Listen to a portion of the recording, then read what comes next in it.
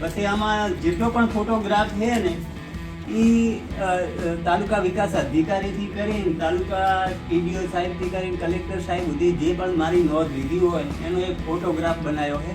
હું નરેગામાં કામ કરતો હતો ને ત્યારે પણ મેં એક ફોટોગ્રાફ બનાવ્યો હતો કે નરેગા એટલે મહાત્મા ગાંધી રાષ્ટ્રીય ગ્રામીણ રોજગાર યોજના, જે આપણા ઘરે માટીકામ ચોકડીયામાં ખોદે ને એ આ યોજનાનું નામ છે.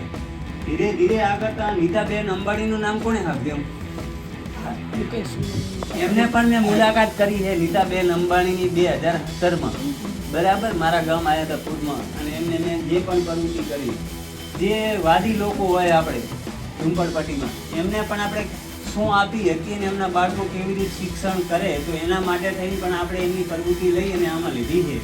એમને પણ અમે એક તાલીમ કરવા જઈ. એના કરતાં તળાવ ખોદવાનું કામ, જે તળાવમાં પાણી સંગ્રહ કરવાનું વરસાદી, એનું પણ આપણે કામ કર્યું હતું. બીજું કે કોઈ પણ સમાજના સમૂહ લગ્ન થતા હોય તો એમાં આપણે હાજરી આપીએ તો એમાં એવું સૂચન આપીએ કે ભાઈ 18 વર્ષ પછી એના લગ્ન કરવા, બરાબર. તો એના માટેનો આપણે એક પ્રોગ્રામ કરેલ છે. બીજા જેવા સિલાઈ કામના, બ્યુટી પાર્લરના આવા અલગ અલગ જે પ્રોગ્રામો થતા હોય ને એની અમારી સંસ્થા ક્ષેત્રપાળ સેવા સંસ્થા થ્રુની ઝલક છે. ત્રીજા નંબરમાં છે કોરોના આપણે આવ્યો ત્યારે શું મદદ કરી, તો કોરોનામાં મને અટકું નહોતું પણ છતાં અમે આખું બિલ્ડિંગ સિવિલથી કરીને ગમે અહીંયા હોય તો અમે એની મદદ કરતા હતા. એના સિવાય અમે પક્ષી પર્યાવરણનું કામ કરીએ, જ્યાં પણ જાય અહીંયા એક ફોટોગ્રાફ કરીએ, માળા લગાવીએ અને અલગ અલગ જગ્યાએ કરી, એની એક ઝલક છે, બરાબર. પછી અમે કોઈનું સન્માન કરીએ, ધારો કે મારા અહીંયા આવ્યા હોય તો અમે કોઈ નાની મોટી પ્રવૃત્તિ કોઈ પણ જાતા હોય તો એની શું પ્રવૃત્તિ કરી એનું. પછી બાળકોને રાણકી વાવ દેખાડવા લઈ જાય, જેમ તમને મેટ્રો કાર પરમથી દેખાડવા લઈ ગયા હતા કમલેશભાઈ, એમ અમે કોઈ નાના બાળકો આવે તો એને રાણકી વાવનો પશુપાલન હોય તો એને પ્રવાસ કરાવીએ. પછી આર્મીમાં જે લોકો લાગ્યા હોય એનું અમે સન્માન કરીએ, દીકરી હોય કે દીકરો હોય તો એને પ્રોત્સાહન આપવા માટે ભવિષ્યમાં એ કાંઈક કરી શકીએ, તો એની પણ એક અમારી તેને ઝલક છે, બરાબર. આમાં નાની મોટી ઘણી બધી વસ્તુ, કોઈ સરપંચ સારી કામગીરી કરતી હોય, કમલેશભાઈ જેવા કોઈ સારી એક્ટિંગ કરતા હોય, તો આખી બુકમાં છે ને ખૂબ બધું મારી પ્રવૃત્તિ છે ખાલી આ બુકમાં, બરાબર. એટલે ખાલી તમને એક ઝલક સમજાવી દીધી છે. અને આ ફોટોગ્રાફ રાખવાનું કારણ એ કે તમે આવડા હો, આ હોસ્ટેલમાંથી જાશો ને તમારો ફોટો તમે 18 વર્ષના નોકરી લઈને તેથી તમે આ હોસ્ટેલમાં આવશો તો તમારી યાદગીરી શું? ફોટો જ યાદગીરી. તમને એમ થશે હું આવડો નાનો હતો નોકરીએ લાગી હતી, તો એ મેન તમારી યાદગીરી. તો આ એક બુકમાં ખાલી એક ઝલક છે, કમલેશભાઈ બતાવી દઈશ ક્યારેક તમને બધું સમજાવી દઈશ, બરાબર. બીજું તમે કંઈક બોલો 1-2 જણા કે આ હોસ્ટેલમાં સવારથી કરીને સાંજ સુધી શું શું પ્રવૃત્તિ થતી હોય છે, તો અમને પણ એક મીડિયામાં કોઈકને એક મેસેજ આપી હતી. હું ધોરણ 2 માં અભ્યાસ કરું છું. હું આજે જણાવીશ કે હું હોસ્ટેલમાં આવ્યા પછી બરાબર શું પરિવર્તન થયું. હું ઘરે હતો ત્યારે આખો દિવસ મોબાઈલ જ જોતો, ભણવામાં ભણવામાં ધ્યાન નહોતું દેતો. પછી હું હોસ્ટેલમાં આવ્યો એટલે મેં ફોનને ભૂલી ગયો અને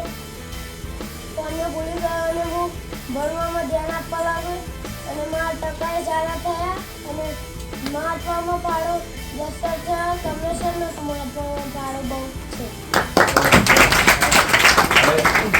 મારું નામ પટેલ ભવ્યકુમાર અલ્પેશભાઈ છે. હું ધોરણ 8માં અભ્યાસ કરું છું.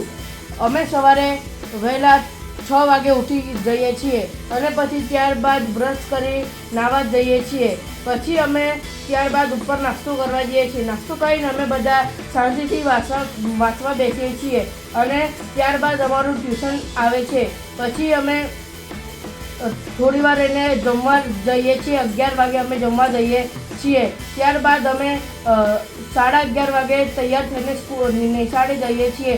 ત્યારબાદ અમે 5:30 વાગે નિશાળેથી આવીએ છીએ. ત્યારબાદ વચ્ચે સાહેબ અમને બગીચામાં અમને ફરવા લઈ જાય છે. પછી અમે આટલે 7 વાગે આવીને કપડાં બદલીને અમે ઉપર પ્રાર્થના કરીએ છીએ. પછી 7:30 વાગે અમે જમવા જઈએ છીએ. ત્યારબાદ 7:30 થી 8:30 સુધીમાં દરેક ધોરણ 1 થી 12 સુધીના તમામ વિદ્યાર્થીઓ જમી રહે છે. એના પછી સાહેબ અમને 8:30 વાગ્યાથી 10 વાગ્યા સુધી અમને વંચાડે છે અને 10મા વાળાને 11 વાગ્યા સુધી વંચાડે છે. અભિનંદન. પ્રજાપતિ દિવાંશુ શૈલેષભાઈ છે. હું ધોરણ 9Dમાં અભ્યાસ કરું છું. મારું ગામ સાણંદ તાલુકો સાણંદ, જિલ્લો અમદાવાદ છે. હું તમને આજે ઘર અને હોસ્ટેલ વિશે કહીશ. જ્યારે હું ઘરે રહેતો હતો ત્યારે મારે નહોતું ઉઠવાનું ટાઈમ ટેબલ, નહોતું વાંચવાનું ટાઈમ ટેબલ, નહોતું ખાવા પીવાનું કોઈ. હું સ્કૂલેથી આવી પછી બહાર રમવા જતો રહેતો, મારા મમ્મી પપ્પાનું સાંભળતો નહીં, બધું કામ મારા મમ્મી પપ્પા સાથે કરાવતું. મને આળસ રહેતી, નહીં વાંચતો. મારા એ વખતે ટકા પણ ઓછા આવતા હતા. જ્યારે પછી હું 9મા ધોરણમાં આવ્યો ત્યારે હું હોસ્ટેલમાં આવ્યો. હોસ્ટેલમાં આવીને મને બહારની ખબર પડી કે બહારની દુનિયામાં શું છે, બધા વિદ્યાર્થીઓ કેવી રીતે રહે છે. બહાર આવીને મને ટાઈમ ટેબલ મળ્યું. સવારે અમે ઉઠીએ, પછી નાહી ધોઈ અમને સર કે તેમ અમે બેસીએ વાંચવા. પછી ધીમે ધીમે અમે કેળવતા ગયા. મને ખબર પડી કે બહાર આપણે મિત્રો સાથે કેવી રીતે રહેવું જોઈએ, આપણું કામ આપણે જાતે કરવું જોઈએ, નહીં આપણે મા બાપ સાથે કરાવવું જોઈએ. પછી ધીમે ધીમે હું હોસ્ટેલમાં રહ્યો. મને ખબર પડી કે આવી રીતે આ કામ કરવાનું. પછી મને જે વસ્તુ નથી ફાવતી, જે વિષય મને નહોતો ફાવતો એ મને દશરથ સર, કમલેશ સર કે ટ્યુશનના જે સર આવે તેમના સાથે મને ખબર પડી કે આ વિષય આવ્યો છે. મને અઘરો વિષય હતો પણ તે પણ મને આવડી ગયો.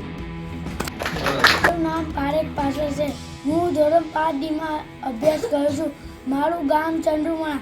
હું પહેલાં ઘરે હતો ત્યાં મારા સ્કૂલનું કંઈ નક્કી નહોતું અને મને શીખવા મળ્યું કે અહીંયા ટાઈમસર રમવા જવાનું, ટાઈમસર લેસન કરવાનું, ટાઈમસર વાંચવાનું, બધું મને શીખવા મળ્યું. પહેલાં તો હું ઘરે મારા ટકાએ નહોતા આવતા હરખા અને અહીંયા આવીને મને ટકા હારા આવ્યા.